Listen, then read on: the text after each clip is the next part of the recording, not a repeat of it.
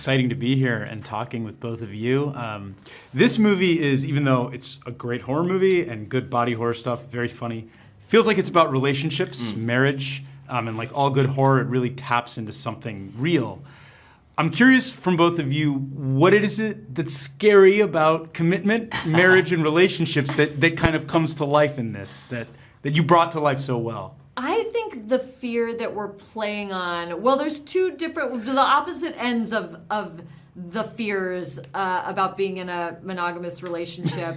And, you know, one side of that is about losing your identity, right, to the other person. Like, you don't know where they end and you begin. You stop having your own friends. You guys talk the same way. You eat all the same food. Like, I think that's certainly where my character, Millie, is she's so afraid to leave this relationship. And she is a true codependent, where she kind of feels like she should leave, but she's afraid that if she leaves the relationship, she won't exist. Right. And my character is coming at it from the angle of he's scared to commit because he thinks if he commits too hard, then that will make him lose his identity. Yeah. And so they're both coming from these different angles, and it's all very toxic. Yeah, but you capture. We were talking to Michael about it.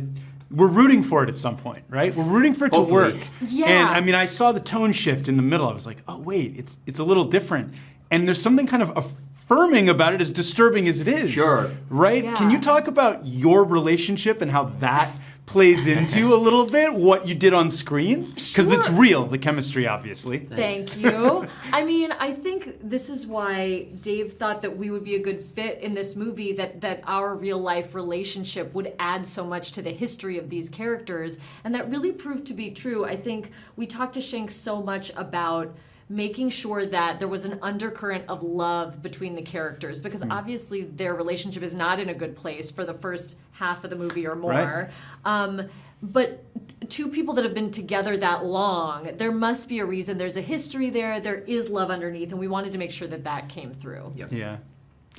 I mean, I can expound on that. You don't have to.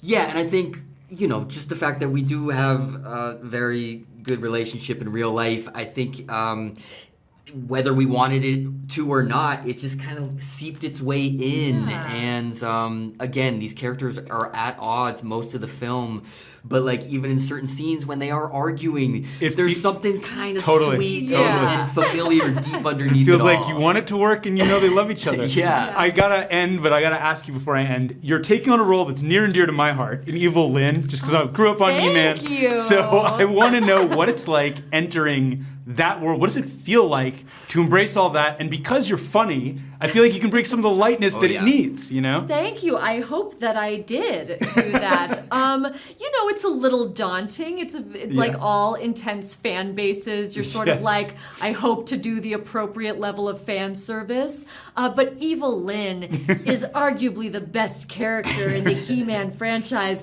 I was so excited to get to play a true villain. So I had a lot of fun. When she got that role, the amount of men who would sing the He-Man song to you. Yes. You included or no? No, I don't think you did serenade me. I'm not a singer. You have been, though. I've seen you sing rather famously in one of your movies on guitar. And last night on Colbert. That's right. 21 Jump Street had a nice little moment. Yeah, it's legendary. I have to wrap, but thank you both so much. Thank It's been fun. you. Thank you, man. Yeah.